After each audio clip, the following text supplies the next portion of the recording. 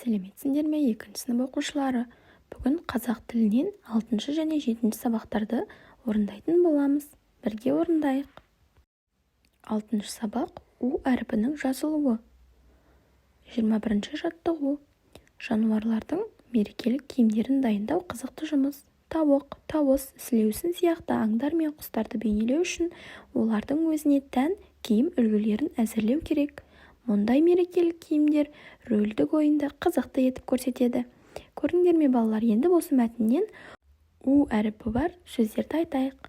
Тауық, тауыс және сілеусін сөздерінде У әріпі жазылған екен. Келесі 22 жаттығу. Көп нүктенің орнына тиісті әріпті қойып сөйлемдерді көшіріп жаз.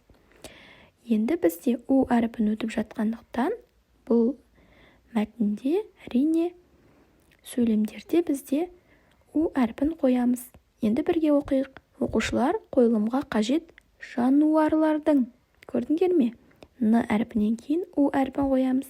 Костюмдерін таңдады. Қойылымда қу түлкі. Қандай түлкі? Қу түлкі. У әрпін қойдық. Келесі ауыл маңын торыды. Ауыл. У әрпі бар, я? Келесі сөйлем тауыстың киімі әдемі ақ. Тауыс. Қырғауыл киімін киген. Дәуренді алғашқыда танымай қалдық. Жарайсыңдар балалар. Келесі дыбыстарына аяқталған сөздерге У дыбысы қосылса және дыбыстары түсіп қалады. Мысалы, оқы. Дыбысы түсіп қалып, Уды қоятын болсақ, оқу. Торы, тору. Жарайсыңдар. Келесі суреттегі құстарды ата. Бірінші суретіміздегі құс қандай құс балалар? Өзі әдемі, е? Тауыс құсы. Келесі екінші суреттегі тауық құсы екен. Жарайсыңдар. Келесі У әріпінің жазылуы. 25 жаттығу. Әңгімені түсініп оқы. Рауан Абайдың білімдіден шыққан сөз деп басталатын өлеңін оқып отыр екен. Білімдіден шыққан сөз талаптыға болсын кез. Нұрын сырын білуге көкірегінде болсын көз дейді. Өлең шумағының 1-2 тармақтары түсінікті. Нұрын, сырын деген сөздердің беретін мағынасын да шамалаймын. Ал соңғы тармақтағы көкірегінде болсын көз түсініксіз. Көз, кәдімгі 2 көз. Онымен көреміз. Ал көкіректегі көз қайдан келген? Қалай ойлайсыңдар балалар? Көкіректегі көз дегеніміз ол біздің білімділігіміз екен. Жарайсыңдар. Келесі 26 жаттығу. Өлеңді көшіріп жаз. Қарамен жазылған сөздердің астын сыз.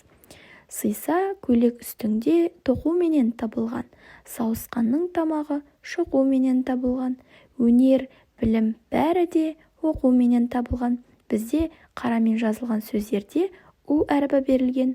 Тоқу менен, шоқу менен, оқу менен. Жарайсыңдар. Келесі жауаптардың сұрақтарын тауып айт. Өлеңнің авторы Ыбырай Алтынсарин. Өлеңнің авторы кім? Өлеңнің авторы Ыбырай Алтынсарин. Өлеңде киім тоқумен, сауысқанның тамағы шоқумен, өнер, білім, оқумен табылатын туралы айтылған. Бұл сөзде сұрағымыз өлеңде не туралы айтылған деген сұрақ қояды екенбіз. Жарайсыңдар балалар. Келесі сөздерге У әрпін қосып оқы және сол сөздерді қатыстырып сөйлем құрап жаз. Суу, буу, қуу, жау, сау. Көрдіңдер ме балалар? Менің шайым суы қажет. Күз мезгілінде жаңбыр жауы керек. Көрдіңдер ме? Осындай сөйлемдер құрасаңдар болады. Және соңғы тапсырма, сызық бағытымен 2 әріп тастай отырып, мақал құрастырып көр, дәптерге жаз. Енді мына күнді қоршап тұрған әріптерді көрдіңдер ме балалар?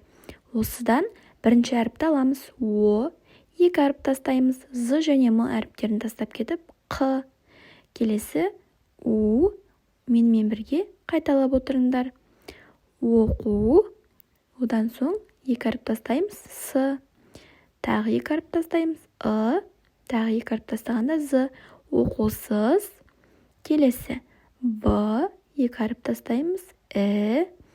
келесі екі әріп Л, келесі екі әріп І, одан соң М. Оқусыз білім деп шықты, иә? Және соңғы екі әріп тастаймыз. М-дан кейін Қ мен Б-ны, Ж, У мен І-ні тастаймыз, О, С мен Л-ны тастаймыз, Қ. Оқусыз білім жоқ, білімсіз күнің жоқ екен. Жарайсыңдар балалар, сау болыңдар.